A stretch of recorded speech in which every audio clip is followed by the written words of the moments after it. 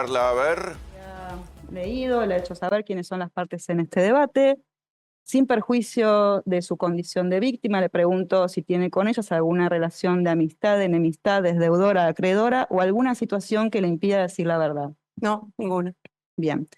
Su testimonio ha sido requerido por varias partes de este debate. Va a empezar haciéndoles preguntas los abogados de la querella, el doctor Ubeira y el doctor Aldazábal. No sé si tienen algún orden. Adelante. Hola, doctora, ¿cómo está? Buen día.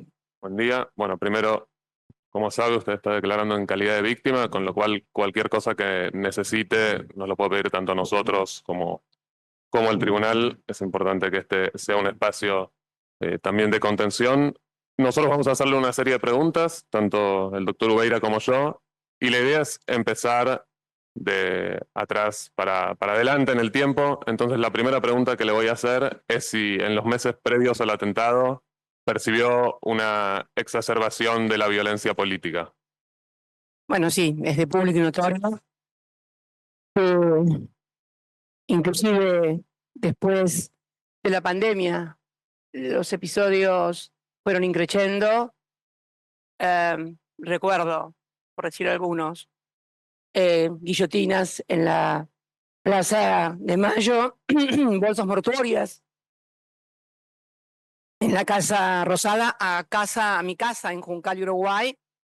Periódicamente, cada semana o 15 días, venía una traffic, una combi, de la cual bajaban señoras y señores un poco más grandes, ponían marchas militares e insultaban durante un buen rato, después se iban. Bueno, imposible no recordar la destrucción de mi despacho como vicepresidenta, ¿no? El día que se discutía el acuerdo con el Fondo Monetario Internacional. Lo curioso de ese día es que había una gran manifestación que estaba obviamente en contra de la firma del acuerdo, que se estaba discutiendo en diputados en ese momento. Ese día se discutía en diputados, no se discutía en el Senado.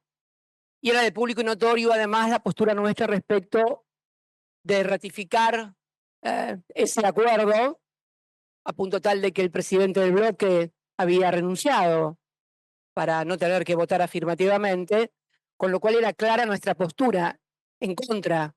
Sin embargo, los que fueron a manifestar en contra también apedrearon mi despacho, que además fue marcado, está probado que previamente se lanzaron bombas de pintura para identificar claramente, porque fue exactamente las 3 ventanas que corresponden al despacho del vicepresidente de la Nación. Lo curioso, si es que se le puede dar ese adjetivo, es que durante 30 minutos apedrearon, destruyeron el despacho y ni la policía de la Ciudad de Buenos Aires ni la Policía Federal intervinieron. Es más, había un pelotón de policía de la ciudad colocado sobre las calles laterales al Congreso y en ningún momento recibieron la orden o tomaron la decisión de evitar eso. Paralelamente también se había provocado una suerte de pegatina en la ciudad, unos carteles que decían con mi rostro que yo era responsable de 35.000 muertes de la pandemia. Curiosamente eran 5.000 más que los 30.000 detenidos desaparecidos. No, no es casualidad, ¿no? El tema de los números, la numerología en este país. Si bien se descubrió el lugar donde esos afiches habían sido impresos, sin embargo, todavía no tenemos por parte de la justicia ninguna novedad. Lo mismo con respecto a la destrucción del aparato. O sea, sí, en realidad había mucha violencia que curiosamente todos esos grupos, inclusive los que iban a mi casa e insultaban, a partir del atentado desaparecieron. A partir de que del atentado ese 1 de septiembre no fueron nunca más esas personas que, debo decir, eran muy cuidados por la policía de la Ciudad de Buenos Aires. Se había producido el episodio de las vallas, donde además también, ese episodio me había olvidado. Una mañana después de aquel histrionismo del fiscal Luciani, que también contribuyó al clima de violencia de una manera, me parece, indubitable, porque no fue un alegato en los términos de que prevé los códigos, las costumbres y cómo debe alegar a alguien. Fue directamente una actuación plagada de mentiras, de adjetivaciones ante la falta de pruebas, mentiras, difamaciones, contribuyendo todo a un clima. Me acuerdo que eso fue entre el 22 de agosto y del 1 de agosto hasta el 22 de agosto, que fue esa diatriba, ni siquiera puede llamarse alegato, la diatriba del 1 al 22 de agosto. Había sido una diatriba parecida a la que me tocó presenciar en esta misma sala, creo que era, entre el 21 de mayo del 2019 y el 24 de junio de ese mismo año, un mes. De esa diatriba no se acuerda nadie, porque claro, había sido preparada pensando que yo iba a ser la candidata a presidenta de la República Argentina y que me iban a tener sentada ahí acusándome de corrupción, no a mí, al peronismo además, y por lo tanto cuando desbaraté ese escenario, nadie se acuerda del Luciani del 19, que fue exactamente igual al Luciani que sí tuvo prime time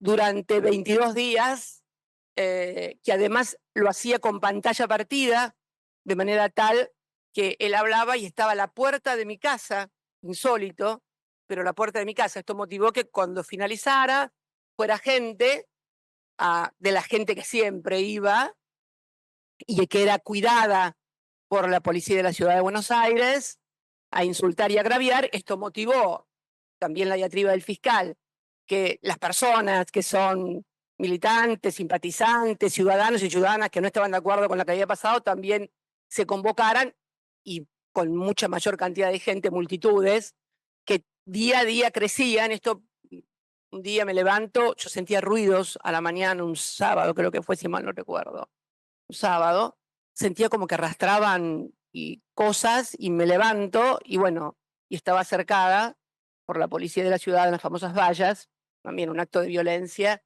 que, bueno, que sucedió. Sí, claro, ese era el clima que se vivía antes del atentado, con mucha gente, además que después fue a apoyar, pero que bueno, finalmente concluyó con el intento fallido, con el tiro que no salió. Muchas gracias. La siguiente pregunta se extiende más todavía en el tiempo y es a lo largo de su carrera. ¿Qué instancias de violencia, ya sea verbal o física, material o simbólica, vivió a lo largo de su trayectoria? ¿Vivió otras instancias de violencia que usted haya percibido? Cuando era presidenta, sí, claramente. Cuando era presidenta, durante los dos periodos, violencia simbólica, no tan simbólica. Mira, traje algunas cosas porque es bueno recordar, mucha gente se olvida de las cosas, pero algunas tapas nada más, no todas porque sería largo. Desde cuestiones que tenían que ver con mi condición de mujer, porque obviamente nadie puede sentirse mal de que lo critiquen cuando hace política, son las reglas de juego, y además hace a la democracia que un gobernante, a quien no comparte lo que está haciendo, alguien pueda criticarlo. Pero tapas como esta, por ejemplo, el goce de Cristina, poco tiene que ver con mi condición de presidenta o de política, sino fundamentalmente de mujer. Vía Crucis, acá crucificada, salvo que quieran decir, bueno, la quisimos comparar con Cristo, no me suena, no me suena. Si quieren tomar esa argumentación, por favor, olvídenla. Y también el negocio de pegarle a Cristina, hasta con un ojo negro, miren qué contexto actual, hasta con un ojo negro me sacaron y una curita, el negocio, crisis del despoder K, el negocio de pegarle a Cristina. Tiene actualidad también, ¿no? Como verán, todo siempre se repite. Hasta llegar, por ejemplo, esto en la crisis que tuvimos con las patronales rurales en el 2008, el principal caricaturista, un gran caricaturista argentino de Clarín, me caricaturizó con un ojo negro. Un ojo negro. 2008.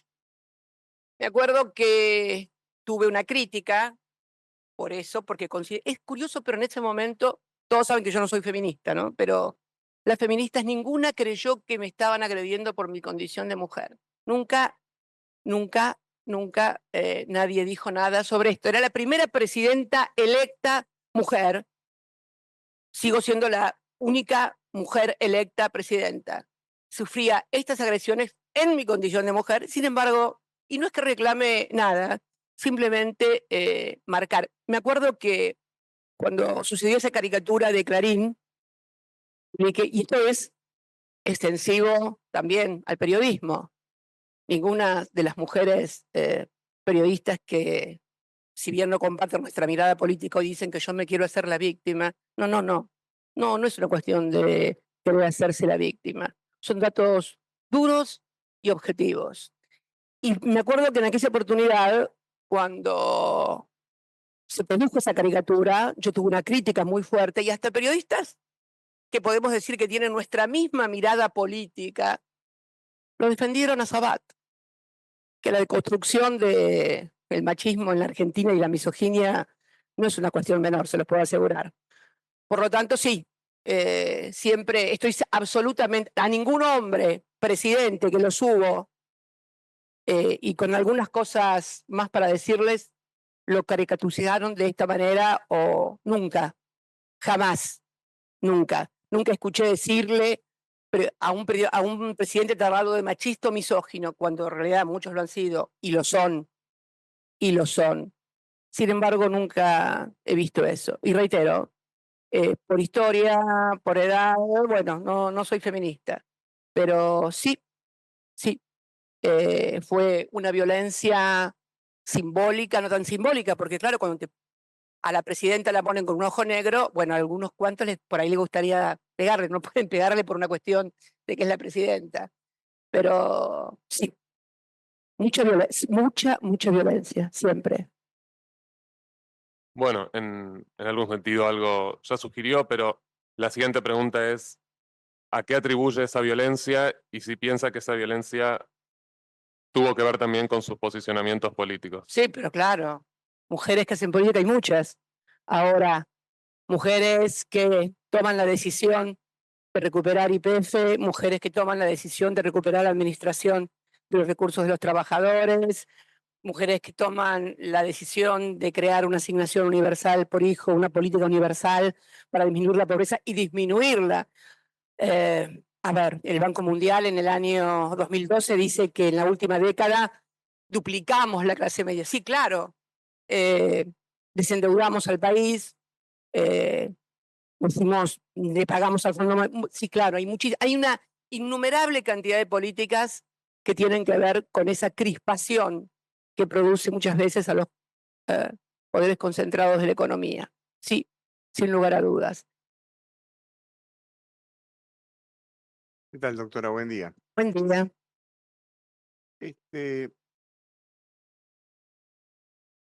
En lo previo a lo que usted acaba de señalar, porque estamos en la etapa previa, digamos, ¿qué actores considera que fueron centrales en esta exacerbación de violencia política?